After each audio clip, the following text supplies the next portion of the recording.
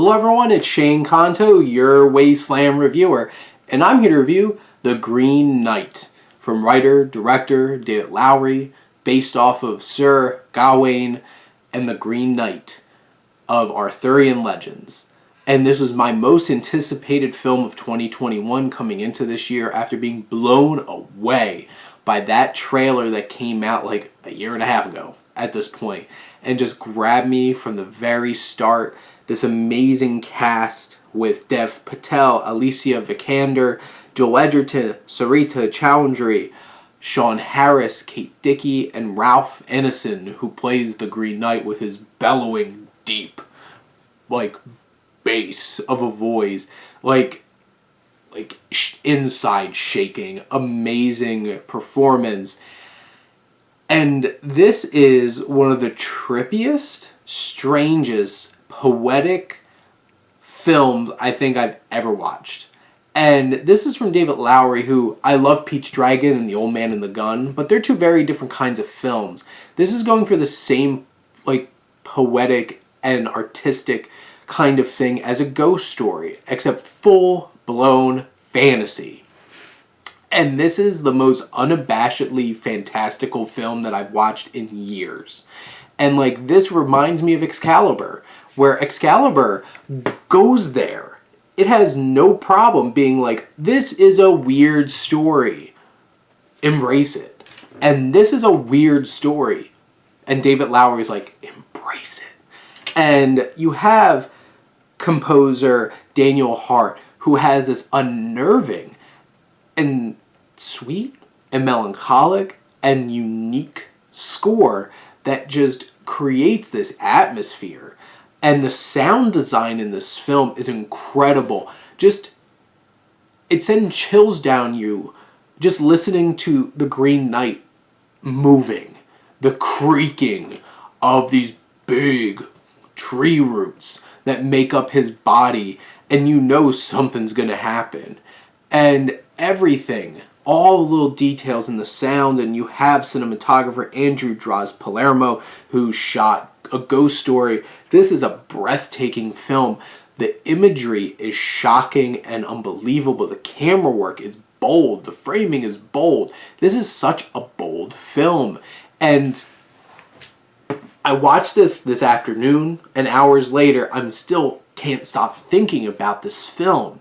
And Dev Patel gives such an amazingly strong and dynamic performance as Gawain, who this whole film is this coming-of-age story where he needs to realize and grow up, because all he is sleeping around with Essel, played by Alicia Vikander, drinking, just getting swifty every night. Thanks, Rick Sanchez. And he just is a mess, and then is called upon when his mother, Sarita Choudhury, who does this spell to bring on this knight to come to her brother's court, Arthur, played by Sean Harris, who gives a really refined performance here. And this knight comes and plays a game, exchanging a blow with one of King Arthur's knights, and Gawain's just I'll do it, and is so bold to chop the Green Knight's head off.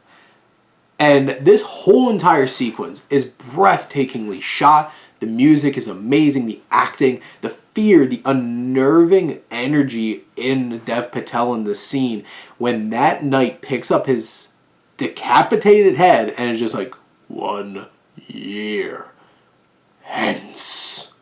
And then cackling.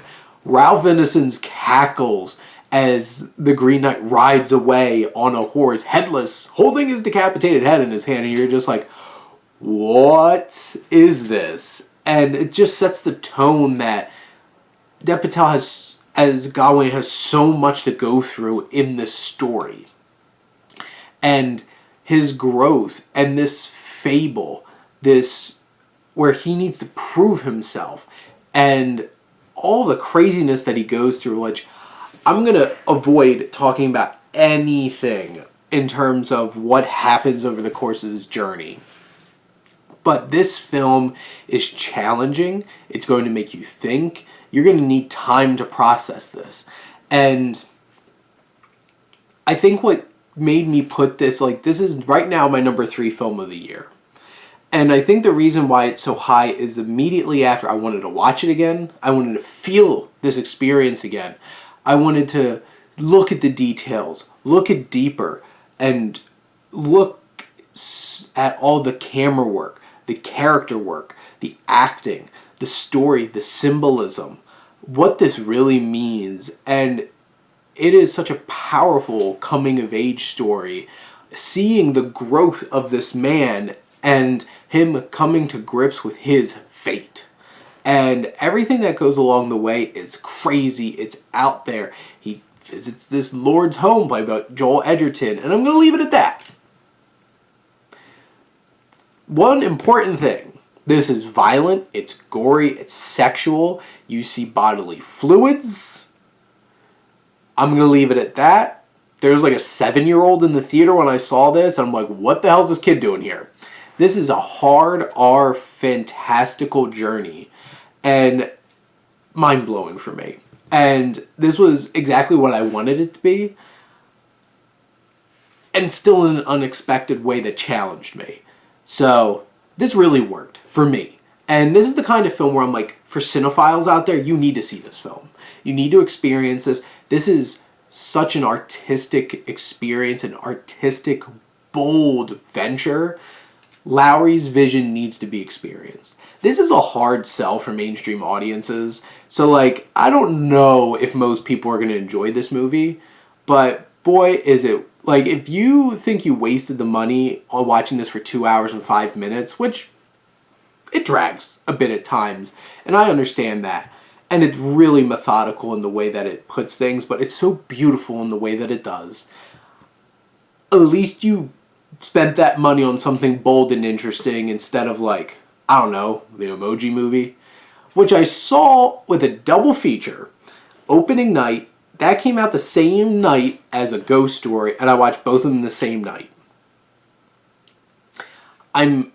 It took me a long time to come around on A Ghost Story, which I now love and want to experience again and again and again. At least I, at the time, thought at least that was a bold waste of my money versus like an Emoji Movie, which was just why. But this, stopping that tangent, this is something special. And I think this is something worth experiencing at least once. And you can tell me why the hell did you recommend this to me. At least you're supporting something bold and different. So, there you go.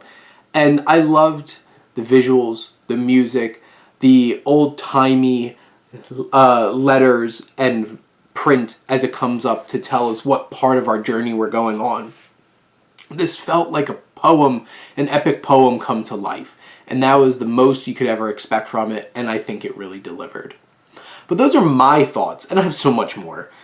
I could talk, like, I could legitimately do a spoiler video of this for hours, but I'm not going to. But if you want to talk about this movie, put it in the comments, and, like, message me on Instagram or something, and we'll chat about it. But those are my thoughts on The Green Knight. Let me know what you think, and let's talk some movies. But thank you, as always, for tuning in and supporting your Wasteland reviewer.